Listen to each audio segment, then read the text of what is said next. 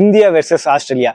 கிரிக்கெட்ல இனிமேல் ஆண்டிங்கன்னு பார்த்தா அது இங்கிலாண்டும் இல்லை, ஆஸ்திரேலியாவும் இல்லை, இந்தியா தாண்டா அப்படிங்கிற ரீதியில இந்தியாவோட பெர்ஃபார்மன்ஸ் பார்த்தீங்கன்னா வேற லெவல்ல இருந்தது. 14 வருஷத்துக்கு அப்புறம் பார்த்தீங்கன்னா நாக் அவுட் போட்டியில இந்தியா ஆஸ்திரேலியா கதற ஓட விட்டுருக்காங்கன்னு நம்ம சொல்லி ஆகணும்.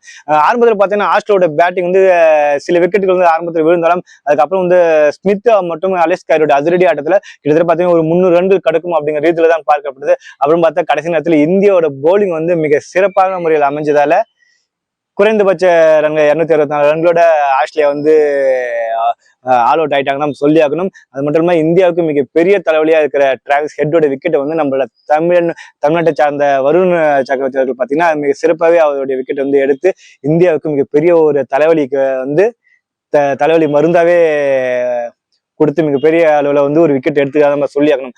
அது மட்டும் இல்லாம அதுக்கப்புறம் பேட்டிங் ஆட வந்த இந்தியா ஸ்டார்டிங்ல வழக்கம் போல பாத்தீங்கன்னா ரோஹித் சர்மாவுக்கு 2 லக்கு கிடைச்சும் ஒரு நீண்ட இன்னிங்ஸ் ஆட தவறிட்டாதான் சொல்லி ஆகணும். அதே நேரத்துல நாக் அவுட் போட்டி நான் அவுட் ஆயிட்டு போயிடும்டா அப்படிங்கிற ரீதியில சுபம் கில் அவர்களோட அவரும் ஸ்டப்பர் அவுட் ஆயிட்டு உடனே இந்தியா இந்த மேட்ச்ல எப்படியாவது தோற்கும் அப்படிங்கிற ரீதியில பார்க்கப்படுது. ஒரு சிறிய நெருக்கடி ஏற்படுது. அதுக்கப்புறம் பார்த்தா விராட் கோலி மற்றும் ஸ்ரேயஸ் ஐயர் அவர்களுடைய ஆட்டம் பார்த்தீங்கன்னா மிக சிறப்பாகவே இருந்தது நம்ம சொல்லி ஆகணும். முக்கியமா ஸ்ரேயஸ் ஐயர் பார்த்தீங்கன்னா ஒரு நம்பர் 4 பேட்டிங்ல மிகவும் ஒரு திறமையான ஒரு ஆட்டத்தை தொடர்ச்சியா வெளிப்படுத்தியிருக்காரு. ஒரு சீரான ஆட்டத்தை வெளிப்படுத்தியிருக்காரு. இந்தியாவுக்கு பாத்தீங்கன்னா மிக தேவையான நேரத்துல தன்னோட சிறப்பான இன்னிங்ஸை தொடர்ச்சியா கொடுத்துட்டுதான் இருக்காரு நம்ம சொல்லி. ஸ்ரேயஸ் அவர் ஒரு நீண்ட இடைவெளிக்கு பிறகு பார்த்தா நம்பர் 4 பேட்டிங் மிடில் ஆர்டர் பார்த்தீங்கன்னா மிக சிறப்பான முறையில தான் அமைஞ்சிருக்குன்னு சொல்லி ஆகணும். அதுக்கப்புறம் KL ராகுல் அவர்களும் பார்த்தா பேட்டிங் நல்லா சிறப்பாகவே இது பண்ணியிருந்த செயல்பட்டு வந்தார் நம்ம சொல்லி ஆகணும். அதுக்கப்புறம் நம்மளுடைய பாண்டியா வேற லெவல் பேட்டிங் டொக்குன்னு பார்த்தாரு, வந்தாரு, 3 6 அடிச்சான், பையன் போயிட்டான். உடனே ஆட்டத்தையும் இந்தியா பக்கம் திருப்பிட்டு மிக சிறப்பான ஒரு வின்னிங் ஷாட்டோட KL ராகுல் இந்தியாவோட ஆட்டத்தை முடிச்சு வச்சுக்கான்னு சொல்லியாகணும். இது முக்கியமா விராட் கோலி அவர்களோட ஆட்டத்தை சொல்லியாகணும். மிக சிறப்பான முறையில தன்னுடைய நேர்த்தியான ஆட்டத்துல அதே நேரத்துல ஸ்லோவாவே ஸ்டார்ட் பண்ணி ஒரு சிறப்பான ஒரு பேட்டிங் தான் விராட் கோலி அவர்களை வெளிப்படுத்த சொல்லி ஆகணும். சதம் அடிப்பார்னு சொல்லிட்டு எதிர்பார்க்கப்பட்டது. ஆனால் ஒரு தேவையில்லாத ஷாட் ஆடி சதத்தை நழுவ விட்டாருன்னு தான் நம்ம சொல்லணும். இருந்தாலும் இந்த இன்னிங்ஸ் பாத்தீங்கன்னா நாக் அவுட் போட்டியில ஜாம்புவான் அரசன்னா அது நான் தாண்டா அப்படிங்கிற ரீதியில விராட் கோலியோட பேட்டிங் பார்த்தீங்கன்னா வேற லெவல்ல இருந்துதான் நம்ம சொல்லியிருக்கிறோம். முக்கியமா சேசிங்ல 8000 ரன்கள் கடந்த முதல் வீரர் அப்படிங்கிற ரீதியில மிகப்பெரிய அளவுல சாதனையும் படிச்சிருக்கு. அதிக அளவுல கேட்ச் பிடிச்சவர் அப்படிங்கிற சாதனை படிச்சிருக்காரு.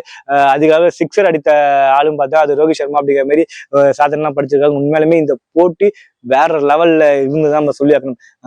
அவ்வளவு சீக்கிரத்துல கணிக்கவே முடியல.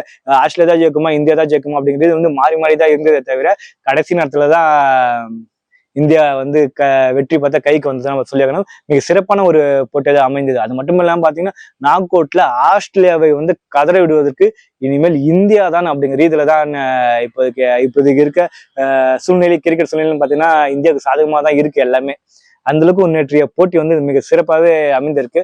கண்டிப்பா இந்த தடவை ICC சாம்பியன் டிராஃபியோட கப்பு இந்தியாவுக்கு தான் அப்படிங்கிற ரீதியில் நம்ம சொல்லி ஆகணும். அந்த அளவுக்கு இந்தியாவோட பேட்டிங் மற்றும் பவுலிங் பார்த்தீங்கன்னா மிக சிறப்பான ஒரு கலையோடு தான் இருக்கு. 2 வேகங்கள், ஒரு வேகம் ஷமி அது மற்றும் பாண்டியா வைத்துக்கொண்டு 4 ஸ்பின்னர் வைத்துக்கொண்டு விளையாட்டு கொண்ட இந்தியாவோட தைரியத்துக்கு பார்த்தா மிகப்பெரிய அளவுல சொல்லி ஆகணும். ஏன்னால் முழுக்க பாத்தீங்கன்னா இந்த காம்படிஷன் வர்றதுக்கு பாண்டியமும் ஹர்திக் பாண்டியாவும் ஒரு முக்கிய காரணமா தான் நம்ம சொல்லி ஆகணும். பாண்டியோட பேட்டிங் மற்றும் பவுலிங் அவராலையும் ஒரு 10 ஓவர் போட முடியும் அப்படிங்கிற சூழ்நிலையில கண்டிப்பா இந்தியாவோட நம்பிக்கைக்கு பாத்திரமா தான் தொடர்ச்சியா ஹர்திக் பாண்டியா அவர்கள் செயல்பட்டு கொண்டிருக்காரு நம்ம சொல்லி ஆகணும்.